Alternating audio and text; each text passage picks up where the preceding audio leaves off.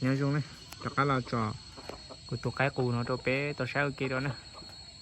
anh nó chỉ có học bí lẹp lẩu cho đa tư lề vừa đủ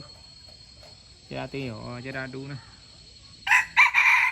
cái thứ hai nhẹ là sau đó đâu cũng lấy nè tụi tụi bây giờ ó gì cho ít bé chi nè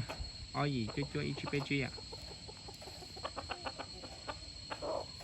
tụi nó mua số qua nè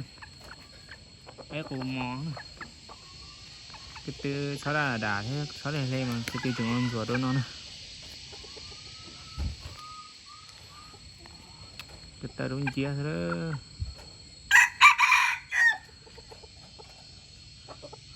tụi nó tu thổi mấy lò chị